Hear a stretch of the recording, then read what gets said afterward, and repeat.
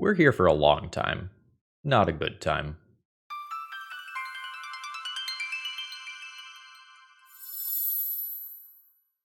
Hello folks, Phil Gallagher aka ThrabenU here for another Legacy video, and today we are going to be playing with Pillow Fort. What? Okay, what do I mean? Today we are going to be playing a Stax deck that is going to look to constrict all of our opponent's game actions by taxing them with various mana effects and build up a safety net of permanents that allow us to not take damage, tax our opponent out, keep them from attacking, or something of that general nature. Sometimes this deck is also called Armageddon Stax instead. Generally speaking, we're going to wasteland our opponent and use things like Suppression Field to keep our opponents from using further fetch lands. And ultimately, we're going to drop a card like Armageddon that blows up all of our opponent's lands. And once all their lands are blown up and maybe multiple ghostly prisons or suppression fields are around, it becomes incredibly difficult for our opponent to claw back into the game. And I'm not exaggerating when I say this here. My primary win condition in this league is going to be my opponent conceding. We are going to have ways to win the game, but we are very much expecting to play like 10 to 15 turns of Magic the Gathering. This is a grind the game to an absolute halt deck, which is the opposite way that you should usually be playing Legacy. There's a very nostalgic play pattern associated with decks like this one and Pox, where people just try to control every possible thing that could happen. But the problem is that Magic cards are really effing good these days, and cards like Murktide Regent or Seasoned Dungeoneer can often just end the game in a couple of turns.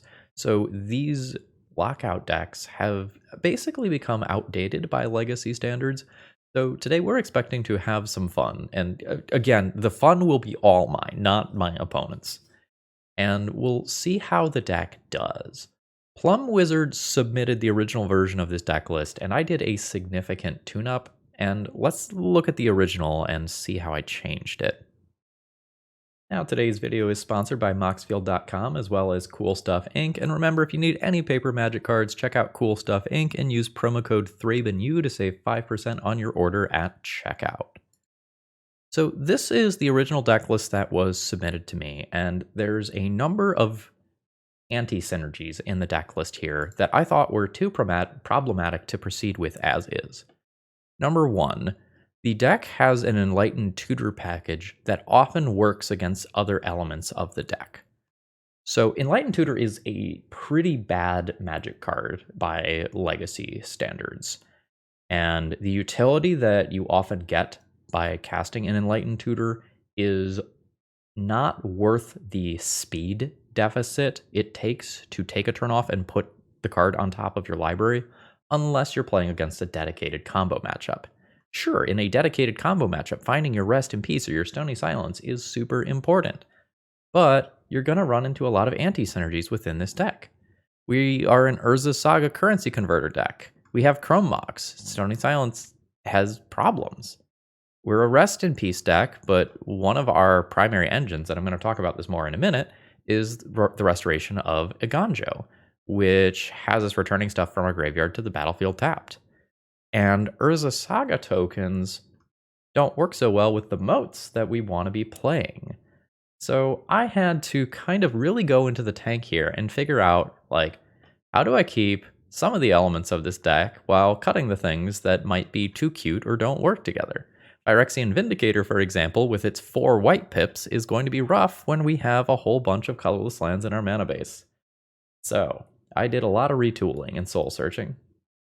I decided that the part of the deck list that I thought was most intriguing about Plum Wizard's build was Restoration of Eiganjo, which is kind of like Fable of the Mirror Breaker. Now, Fable is obviously much, much more powerful, so like, there's that. But this gives you some card advantage, and the middle mode is very interesting because it allows you to uncounterably sneak something into play, which I thought was very interesting. And while a lot of times deck like this might utilize something like Chalice of the Void as a lock piece, I decided to go with Deafening Silence. It's a little bit less generic than Chalice of the Void is, but the idea of just discarding this and just slipping it into play, it never being able to be countered, is really cool and fits into my stacks plan well. And so similarly, I started looking for other stacks pieces that I could do the same thing with. While many of your minds might have went to Hate Bearers initially, which is where my head went first too, our Hate Bearers aren't going to be able to attack through the moats that I'm playing. And a lot of them, like Thalia, are also legendary, so having them in multiples isn't particularly good either. So let's go ahead and take a look at the final deck list. This is what I came up with. I have swapped out the Enlightened Tutors and the Silver Bullets for the generic Suppression Fields and Deafening Silences, and I've swapped Urza's Sagas for Wastelands. Sorry, I think Rashadan Ports came out.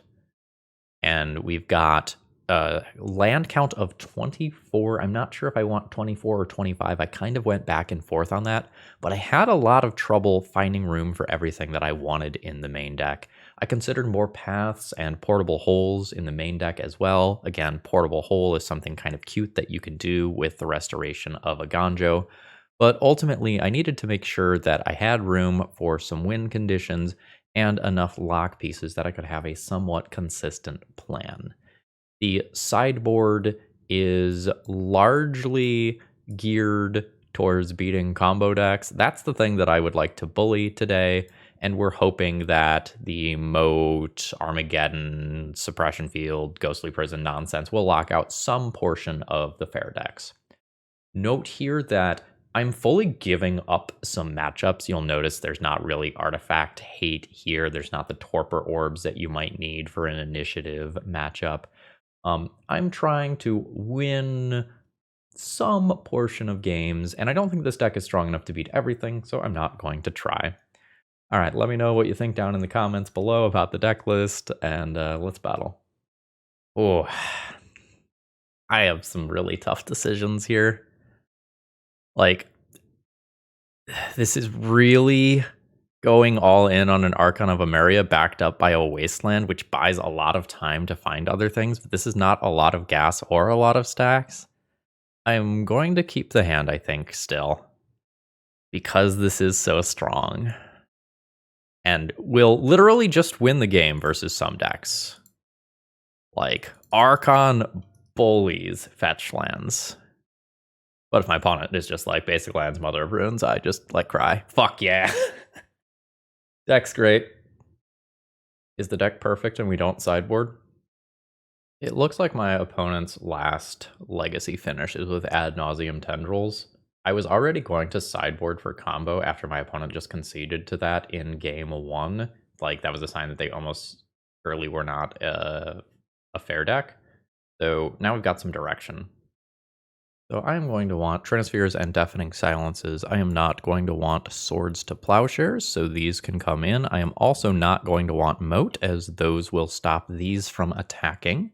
So I'm going to need to fill a couple of slots here. I'm just going to board in one more win condition and one Crucible of Worlds to do that. Surgical Extraction is technically playable, but I'm not really excited about that. Point of view. You cast Thoughtseize, and your opponent has 2 copies of the BS Deafening Silence in their opening hand. There's a Flooded Strand. Uh-huh. Wishclaw Talisman is fine. We have Suppression Field to be annoying regarding that as well.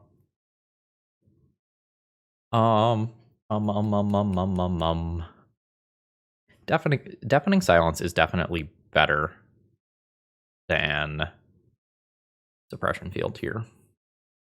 Not by a lot, but it's better. What I'm currently thinking about is whether or not I want to Mox Diamond and play 2 copies of Deafening Silence. I think I do. No, I can't do that.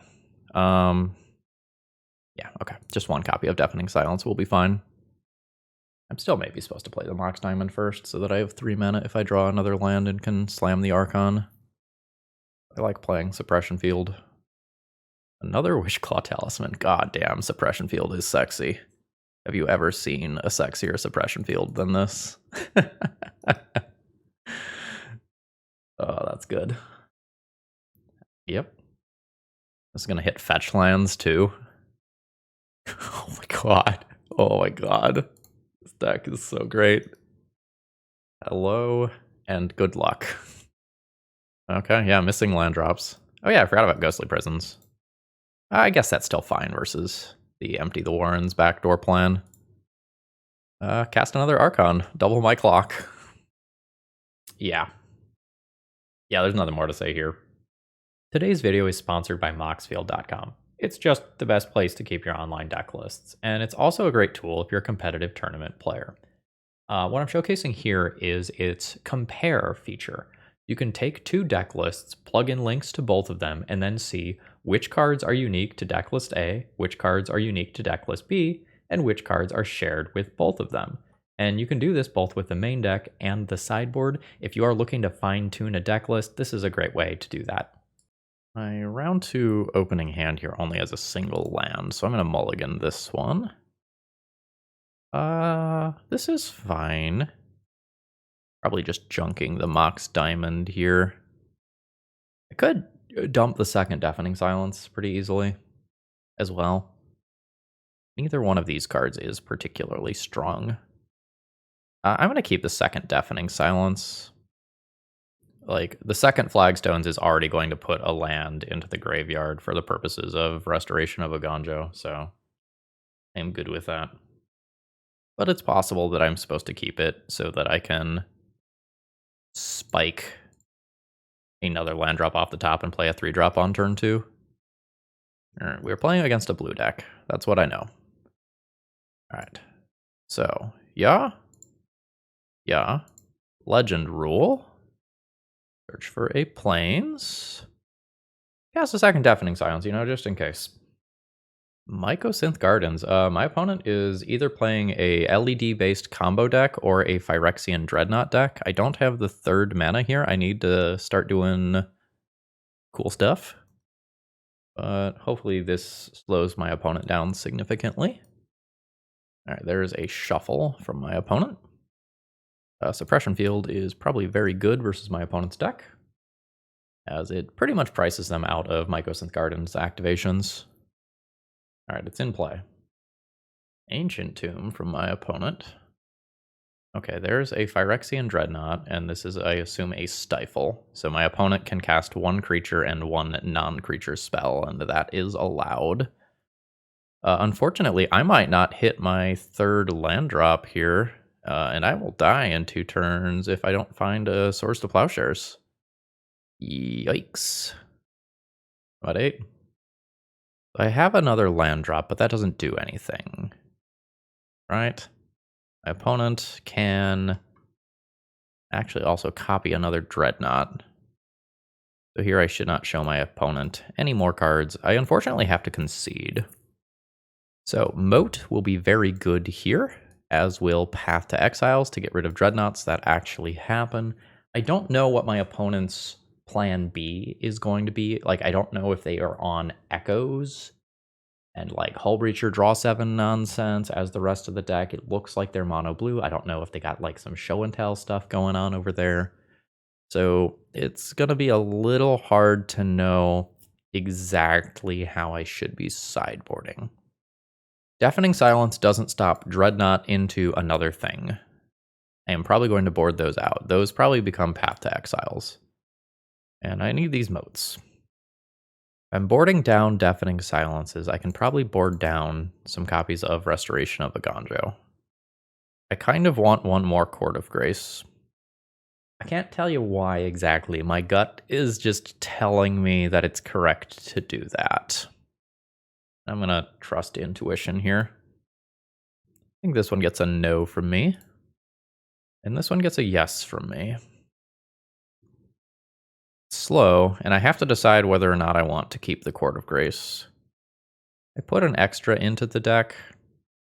Let's just try to find one of those extras. I think I just don't want to lose to a fast Dreadnought. I want to have 2 shots at removing it with Swords to Plowshares, and I think I need to keep the Reasonable Hate card. I'll play this land. I am fine with the whole draw go thing. I don't think I have to use Ancient Tomb mana here for any reason. Like, Daze is possible, but I don't know enough about my opponent's deck list. Like, I saw relatively few things last game. Force of Will pitching a Stifle. That is fine. Third Island and pass. Do I? I don't think I do. I would much rather take another turn, maybe put a lock piece into play before I Armageddon, or otherwise hold a white land in my hand first. That's another thing that would be very strong. Yeah, in theory, if this Armageddon resolves, I now get 1 more card for casting it a turn later. Love trying to resolve this now. Like, vote is just obnoxious. Alright, it's in play. I will try to cast an Armageddon next turn. Academy Ruins. Okay. When in Rome, cast Armageddon. Intuition. Where I assume something like Force of Will, Force of Will, Force of Will. I am correct. You get a Force of Will. Okay, Show and Tell is the plan B. I am going to make another land drop this turn, I think. I'm going to go to my opponent's upkeep and wasteland them. This takes them off of doing something like hard casting a Force of Will. My Caracas is conveniently quite strong if Show and Tell is my opponent's backup plan. I don't need to cast that yet. I probably will. Ponder away. And that was a shuffle. Suppression Field is legit. Makes fetch lands worse. Makes Grizzlebrand activations harder. Makes Mycosynth Garden stuff harder. I don't think I'll Mox Diamond yet. The big point where I have to Mox Diamond is when I start playing a Deafening Silence effect. Then I want to do this beforehand. And this will survive an Armageddon. I didn't sideboard the rest of those out, did I?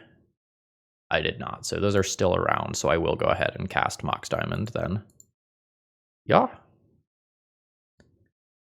And we've got an 8-turn clock. Love seeing that. That never gets old. It enters tapped, then they have to pay 2 for it afterwards.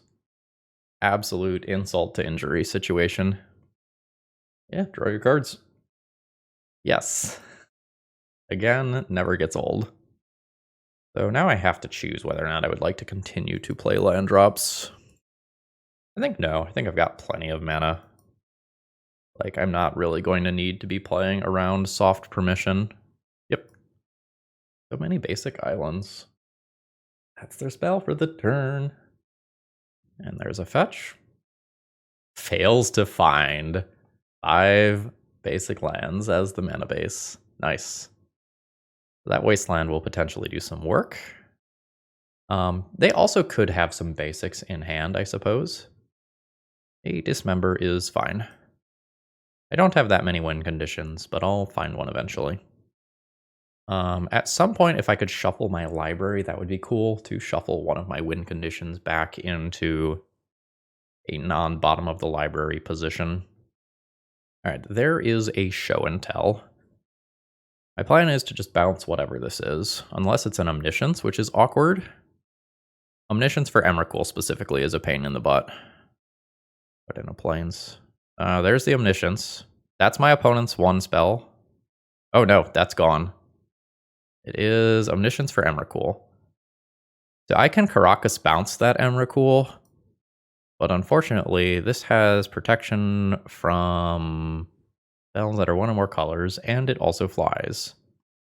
So, I now need my opponent to mess up. I need them to cast... Or no, sorry, the Archon's gone. I am going to concede here. Alright. GG's. Alright, I'm on the draw. I've kept my opening hand here. And my opponent has led on Polluted Delta, which is often an unfair land. So, I believe the way that I'm supposed to play this is Plains from Mox, imprint one of the 2 copies of Suppression Field, and play a Deafening Silence around a Daze. The Suppression Field is better the earlier it comes down, but if my opponent is on some sort of Doomsday or Storm combo deck, I just really need this in play ASAP. Hey, we played around that Daze. Good stuff. So Daze could be an indicator of this being some sort of Grixis Delver deck, or again, it could still be a blue-black combo deck of some kind. This is probably Doomsday. Yeah, that's for a Thassa's Oracle. So Suppression Field is okay versus this deck. I won't go any better than okay. And the reason it's okay is cycling is an activated ability, so those are going to cost 2 more mana. And it's very possible that my opponent misses that fact. I'm going to have a really tough decision on my turn of whether or not to play a second Suppression Field or to just jam Court of Grace. Court of Grace might not be fast enough. And it'll be at 9.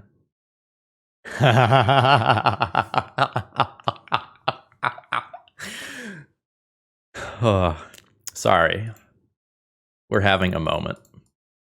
Hello and good luck. Does your Doomsday pile beat Armageddon? The answer is probably no. Well, there's one. This is okay. Get a Plains. This gets me a Deafening Silence into play next turn. I'm going to make this land drop and probably discard the thing that I draw. Ooh. They considered an Underground Sea into the graveyard. I might die. Wow. Yeah, they randomly had enough land to beat Armageddon. That's unlikely. Especially after, like, playing 2 land drops. C'est la vie. So, against this opponent, I do not need Moat, and I usually don't need or want Swords to Plowshares. This is going to get me some copies of Trinisphere.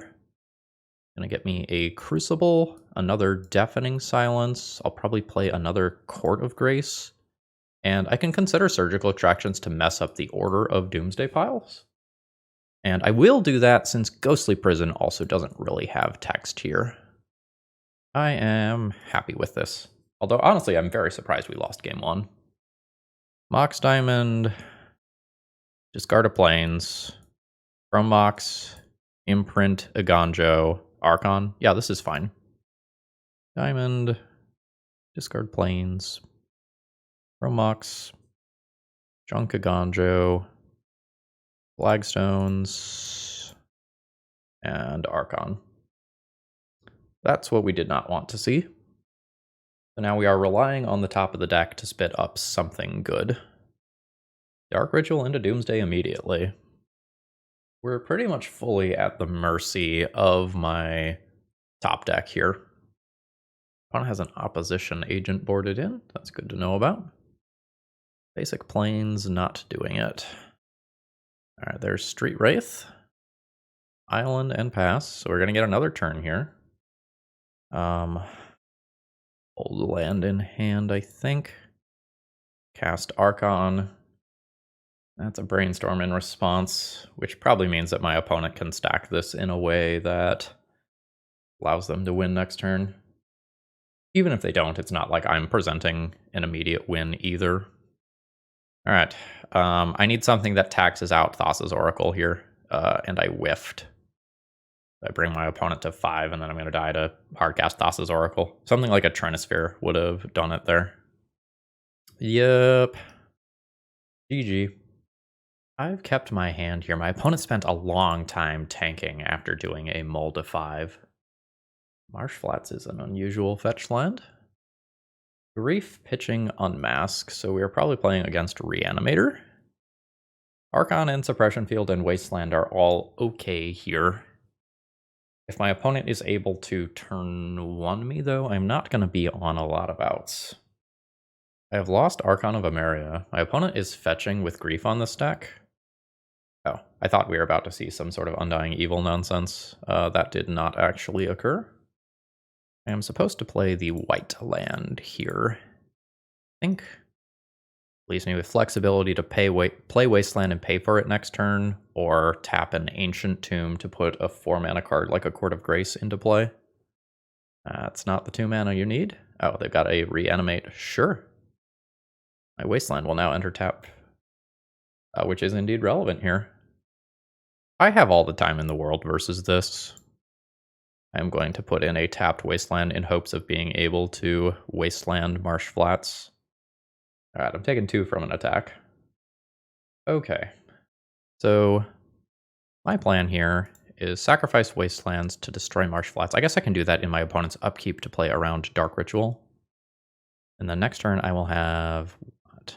I can go 1, 2, 3 still. Let's go Blast Zone tapped, maybe? Go Blast Zone tapped, maybe. And then we'll Wasteland Marsh Flats. Alright, I'm gonna eat a little bit of damage here.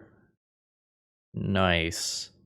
I don't really want to remove the Archon, right? Like, that's favorable for me right now. I'll remove it next turn. I'll cast this, get a basic Plains, put it into play, and I can cast Source of Plowshares on their turn. Like, I will probably just take 2 points of damage to leave this in play for their turn, so that Dark Ritual nonsense doesn't hinder me. Could even leave it in play longer than that. Yeah, maybe I leave this in play. I think this is okay for me. Boy, do we have Restoration of Eiganjos going on. Get back a Wasteland. Comes into play tapped. I will play a new Restoration of Eiganjo. Get a new basic Plains. I'm fine playing that one. I'll discard this, I guess. Put that into play. And yeah, I do think I'd keep taking hits from Archon. Like, I'm so good with this being in play and making my opponent's fetch lands enter tapped so I can Wasteland them. I'm at 12. Alright. I'll discard Suppression Field and return it into play for free. Then I'll go ahead and do this. I'll go 3 mana for another Restoration of Eiganjo. Get a Plains. Put it into play. Pass the turn. This is a 3/4 base. Yeah, Archon, you and I are friends. Yeah. Actually, this costs more, so I can't actually tick that up. Costs a lot more. Ooh, Court of Grace, nice. Alright, sure. I'll discard an Ancient Tomb.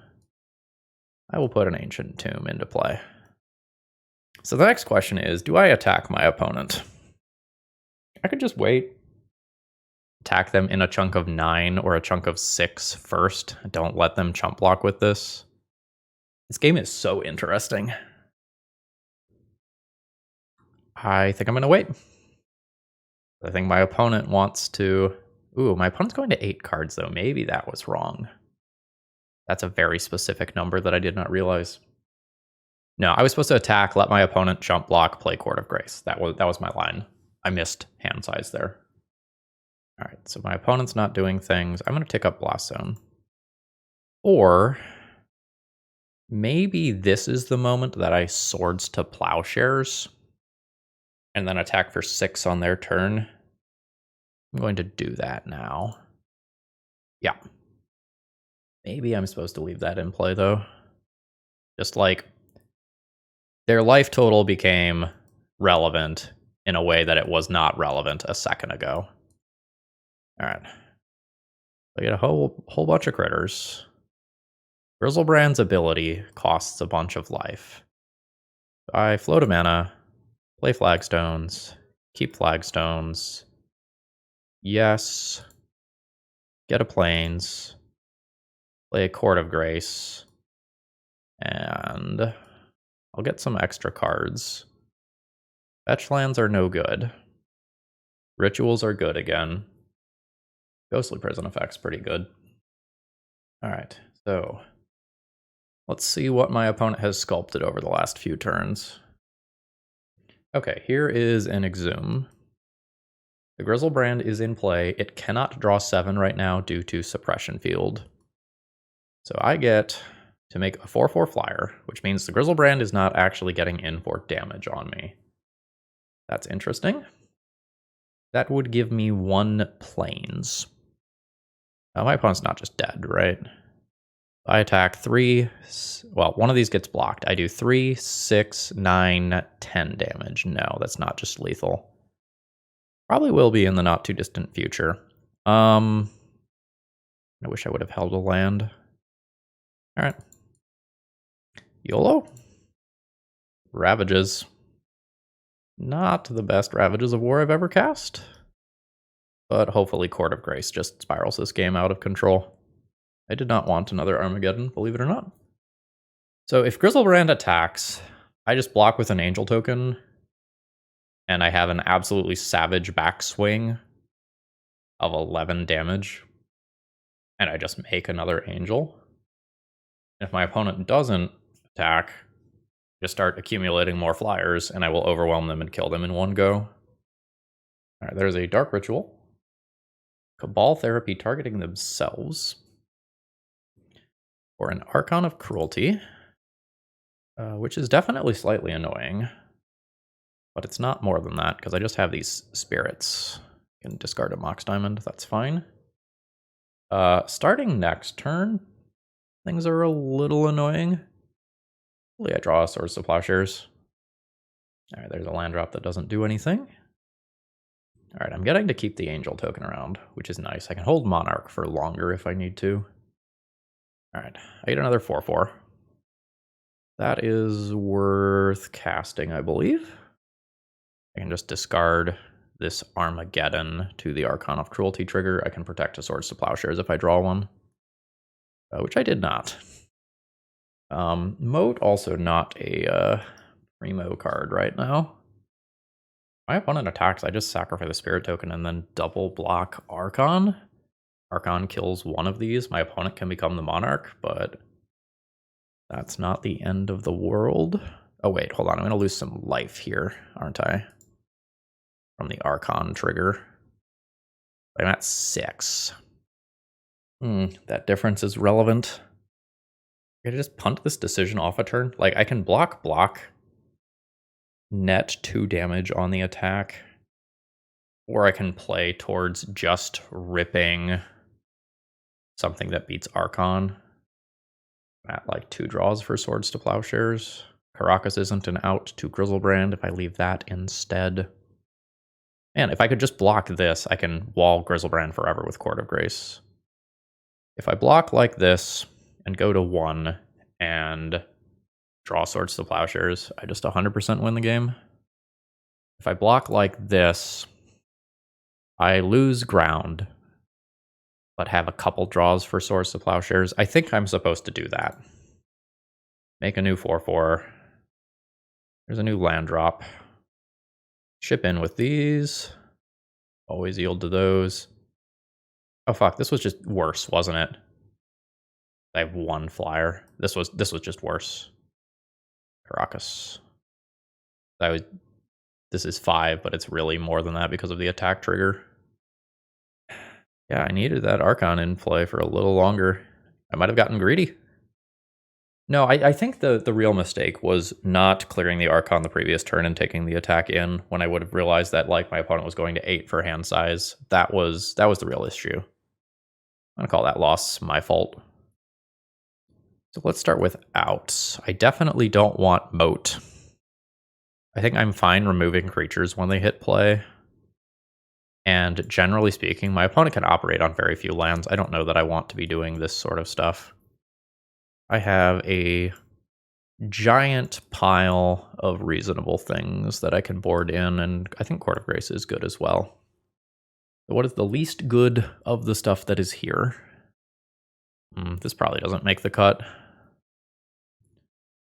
Then it's tougher, because like I want to cut Restoration of Eiganjo, but it's ways to cheat in Deafening Silence and Suppression Field and more Wastelands.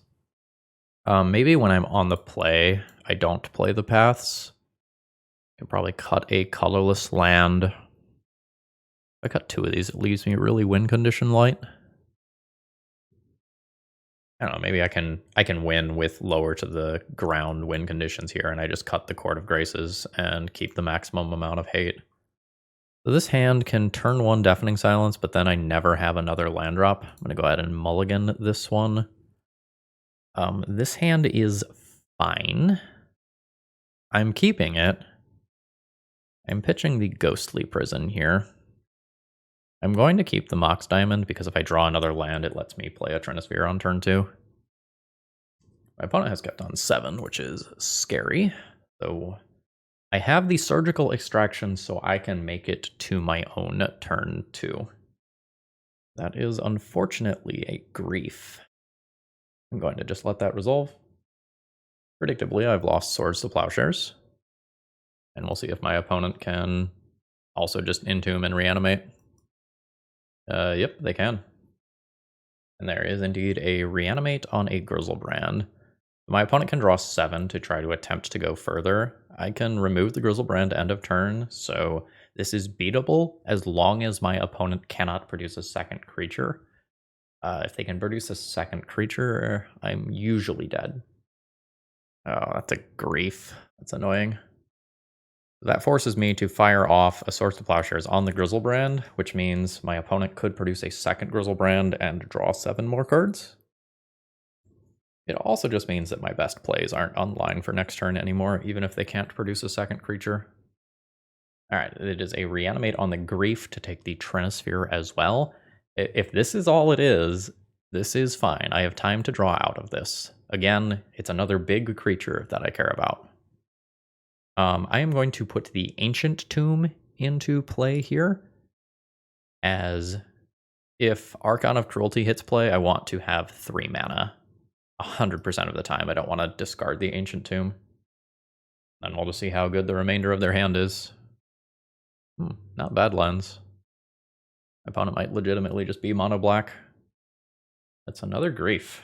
Okay. I boarded out my moats. Okay. Noted. Okay. Looking bad, folks. Looking bad. 6 more, go to 11. I have 2 more turns after that. So, come on, deck. Is Suppression Field good or bad for me? Probably good, but barely? I don't really need to take them off of bad lands here. Like, I probably need my mana more than they do.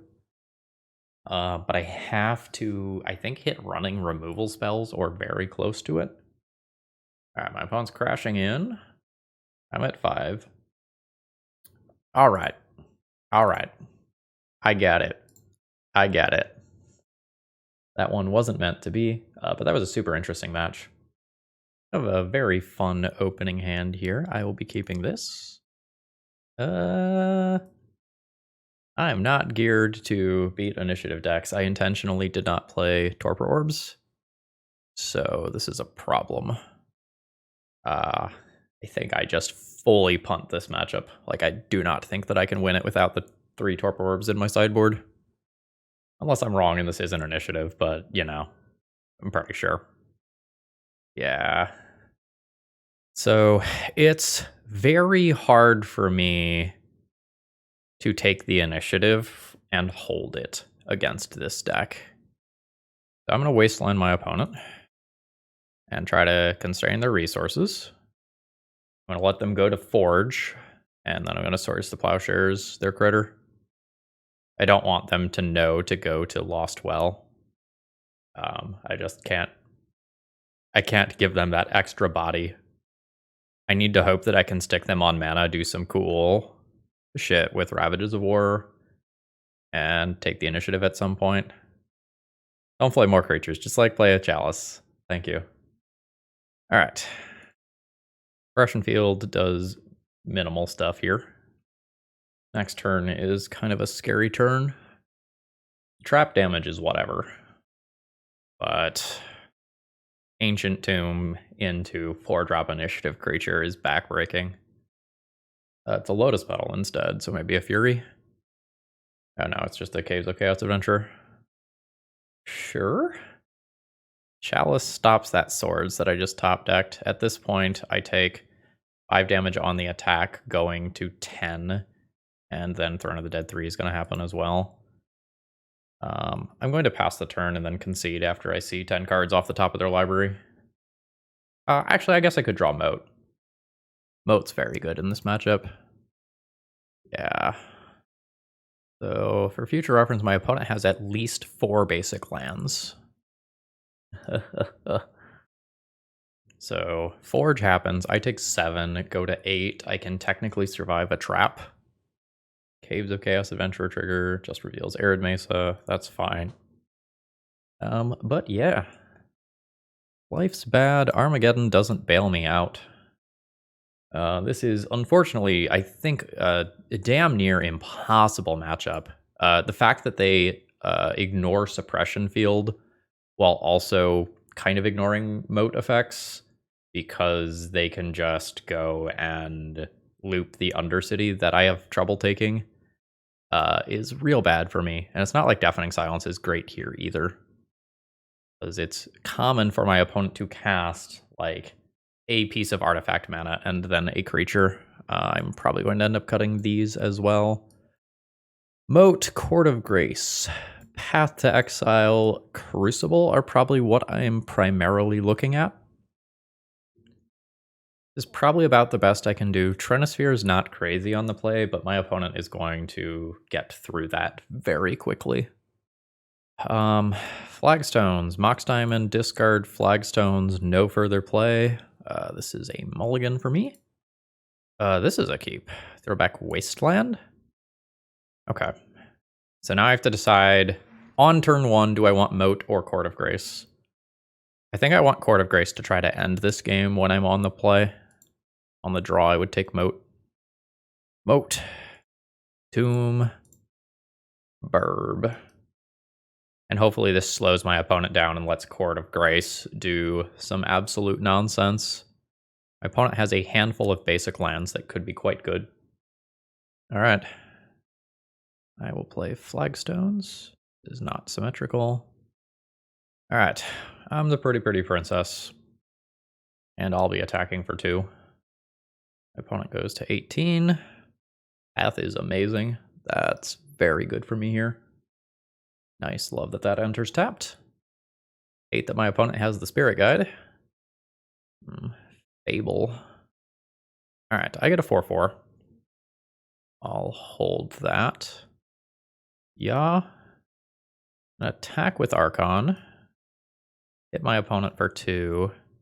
I'm going to draw my card off Court of Grace. It is a Swords to Plowshares. Given that, I am going to cast a spell on my turn, and I still hold up Path for my opponent's stuff. Discarding lands. There's an untapped land for my opponent. Basics are good, yo. Solitude's great. I imagine I'm losing the 4/4. I'm losing the 4/4.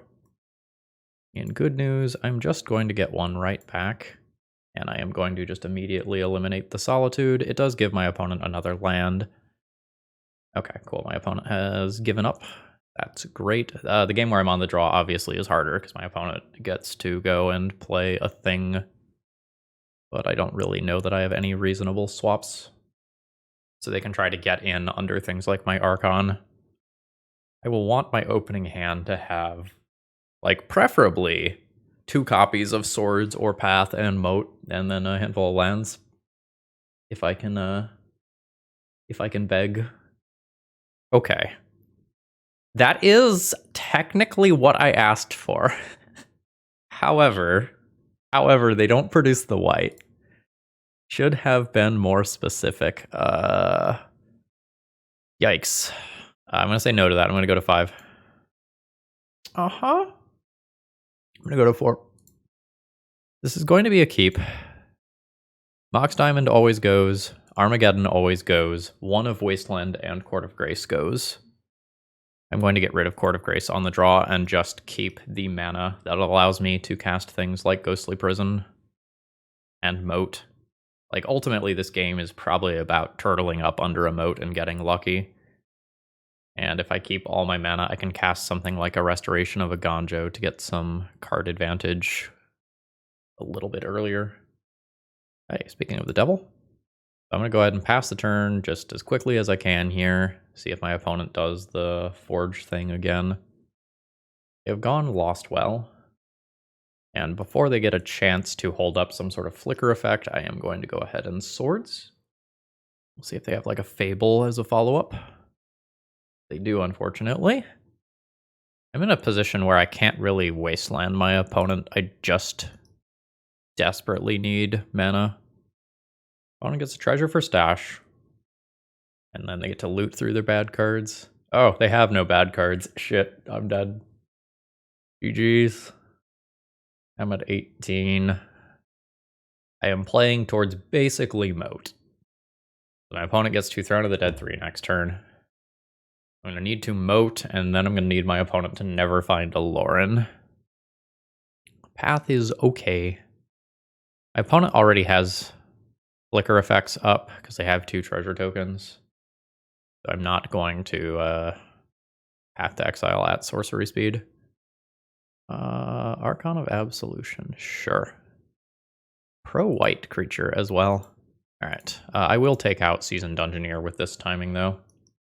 Not to give them another draw towards the flicker. And life's bad. Actually, I guess I'm not drawing towards moat, right? Because I need land and moat. So my correct play was actually to play Restoration of Eiganjo on my turn and just take 4 or 5 more damage so that if I drew a moat, I could have hit another land. Like, admittedly, I would have shuffled there, so I wouldn't necessarily have drawn that. But this is a flyer and a 6 power flyer at that, so moat really wouldn't even have done it there. I will concede. We are not beating the initiative deck. GG's. So how do I feel about this at the end of the league? Honestly, not that bad.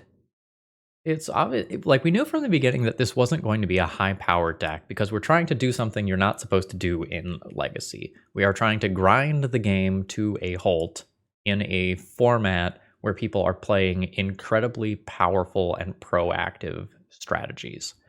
And we're trying to get a soft lock on the game, which our opponents can wiggle through. I think this was a great first draft of this deck list. I think Restoration of Eiganjo is a card that I'll try to think about a little bit more in the future. I might be throwing it in an EDH deck, for example.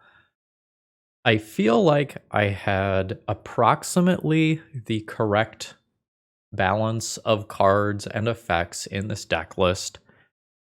Maybe I should have gone 4 Chrome Mox, 2 Mox Diamond at a land count of 24. Or maybe a 3-3 split. I would maybe want to revisit that. Eiganjo was pretty consistently strong. The backside was neat. It's also possible that if you want to do something but be more proactive, you can just find a way to play a Court of Grace deck. Like, that card was hard for opponents to deal with and produced a lot of card advantage. Like, maybe if you want to re-explore this, like, you keep fast mana Archon, Court of Grace, Moat, Restoration of Eiganjo, and try to do something else with the disruptive slots. There may be something there, like if you kind of give up on the Armageddon Stax portion of it and just play some more reasonable Magic cards. But ultimately, the question is, like, why would you play this fast mana deck over a deck like Initiative? And given how powerful Initiative is and how quickly it steals games and the resiliency it has to removal spells, you might be hard-pressed to actually want to pursue this deck. But if you're playing for funsies, this deck gets a huge thumbs up, and if you want to buy any cards for it, check out Cool Stuff Inc. and use promo code ThrabenU to save 5% on your order. Folks, I hope you all have a great rest of the day. See ya!